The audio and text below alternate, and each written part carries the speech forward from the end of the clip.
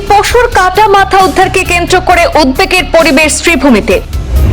ঘটনার খবর ছড়াতেই মদনমোহন এলাকায় ভিড়, পরে পরিস্থিতি নিয়ন্ত্রণে আনে প্রশাসন। প্রাথমিক তদন্তে ছাগলের মাথা বলে দাবি পুলিশের। সিসিটিভি ফুটেজ খতিয়ে দেখে এক যুবককে আটক করে জিজ্ঞাসাবাদ চালিয়ে যাচ্ছে পুলিশ। শ্রীভূমি জেলার মদনমোহন এলাকায় একটি পশুর কাটা মাথাকে কেন্দ্র করে চাঞ্চল্যের সৃষ্টি হয়েছে।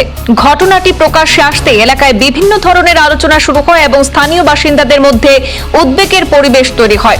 এই তদন্তে নেমে গুরুত্বপূর্ণ তথ্য উদ্ধার করে পুলিশ। স্থানীয় সূত্রে জানা যায়, রাস্তার ধারে পড়ে থাকা একটি পশুর কাটা মাথা দেখে প্রথমে অনেকেই সেটিকে অন্য কোনো পশুর বলে সন্দেহ করেন। মুহূর্তের মধ্যে এই খবর ছড়িয়ে পড়ে এলাকা জুড়ে এবং জমে যায় মানুষের ভিড়। পরিস্থিতি ক্রমশ উত্তপ্ত হয়ে উঠলে এলাকাবাসীর একাংশ ঘটনার সুষ্ঠু তদন্তের জন্য দাবি জানিয়ে প্রতিবাদে শামিল হন। এই ঘটনার খবর পেয়ে দ্রুত ঘটনাস্থলে পৌঁছে যায় পুলিশ এবং প্রশাসনের আধিকারিকরা। পরিস্থিতি নিয়ন্ত্রণে আনতে এলাকায় সতর্কতামূলক ব্যবস্থা গ্রহণ করা হয়। পরে পুলিশ তদন্ত শুরু করলে প্রাথমিকভাবে জানা যায় উদ্ধার হওয়া কাটা মাথাটি একটি ছাগলের।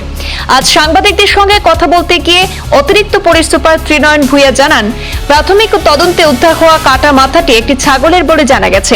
তিনি আরো জানান, ঘটনার প্রকৃত কারণ জানতে তদন্ত অব্যাহত রয়েছে। তদন্তের স্বার্থে এক যুবককে জিজ্ঞাসাবাদও করা হয়েছে বলে পুলিশ সূত্রে খবর।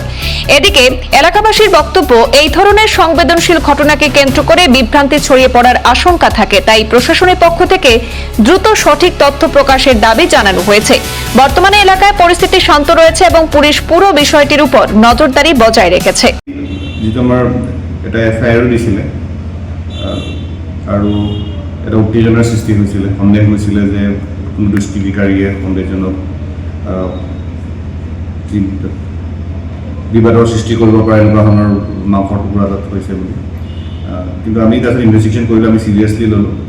ইনভেষ্টিগেশ্যন কৰাৰ পাছত আমি CCTV কেমেৰাৰ ফুটেজ আৰু যোন সাক্ষী আছিলে দেখা তেওঁলোকৰ কনভিচেশ্যন কৰাৰ পাছত আৰু আমি পিছত উলিয়াবলৈ সক্ষম হ'লোঁ। যিজন মানে এজন ব্যক্তিক CCTV কেমেৰাত দেখা গৈছিলে যে তেওঁ এতিয়া সন্দেহজনক মাথাৰ টুকুৰা জন্তুৰ মাথা এটা হাতত লৈ উঠাই লৈ গৈছে।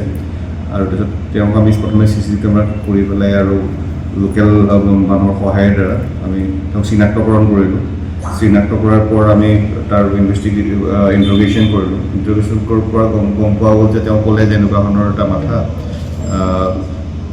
তেওঁ তাত ৰাস্তাতে তেওঁ পাইছিলে, আনি পেলাই তেওঁ বেলেগ এটা জেগাত তেওঁ থৈ দিলে।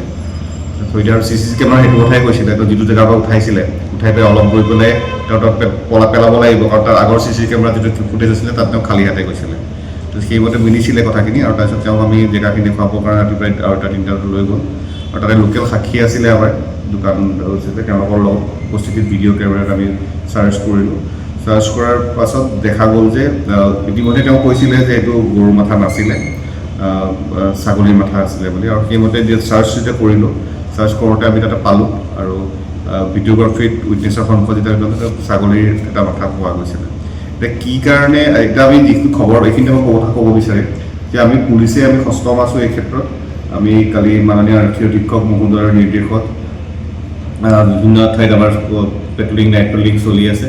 RK নগৰতো এটা ঘটনা হৈছিলে, সেই তাতো আমি যিজন দুষ্কৃতিকাৰী আছিলে তাতে আমি চিনাক্তকৰণ হৈছে আৰু তেওঁক ধৰাও হৈছে কালি বদৰপুৰ পুলিচ ষ্টেচনৰ পৰা। তেওঁ এতিয়া জেল হাজতলৈ প্ৰেৰণ কৰা হ'ব। কিন্তু এই ক্ষেত্ৰতো দুয়োৰ ক্ষেত্ৰত ক'ব বিচাৰিছোঁ, যিহেতু খবৰটো আহিছে আমি তাত ইনভেষ্টিগেশ্যন কৰিম, আমাৰ পুলিচৰ কামেই সেইটো, আমি কৰিম, এতিয়া আমাৰ কাম। কিন্তু মানে এনেকুৱা ধৰণৰ মিছ ইনফৰমেশ্যন স্প্ৰেড হ'ব নালাগে। অলপ মানে যেনেকুৱা ধৰণৰ যদি কিবা খবৰ আহে, এনেকুৱা ধৰণৰ কিবা থাকে, তেতিয়াহ'লে আমি ডাইৰেক্ট পুলিচ আছোঁ, আমাক ডাইৰেক্টলি যাতে আমাক কণ্টেক্ট কৰে, আমাক খবৰ দিয়ে। তো ছ'চিয়েল মিডিয়াত বা এনেকৈ দিলে কেতিয়াবা মিছ ইনফৰমেশ্যন বা ফেক নিউজৰ এনেকুৱা ধৰণৰ চান্স থাকে, তেতিয়াহ'লে বেলেগ ধৰণৰ ঘটনা হৈ যায়, বেলেগ উত্তেজনাৰ সৃষ্টি হয়। গতিকে এই ক্ষেত্ৰত আমাৰ এতিয়া বৰ্তমান এইটোৱে ক'ব বিচাৰোঁ যে সেইটো তেনেকুৱা ধৰণৰ যেনেকৈ ভাবা গৈছিলে, তেনেকুৱা ধৰণৰ একো নাছিলে, এইটো এটা ছাগলীৰ মাথা আছিল।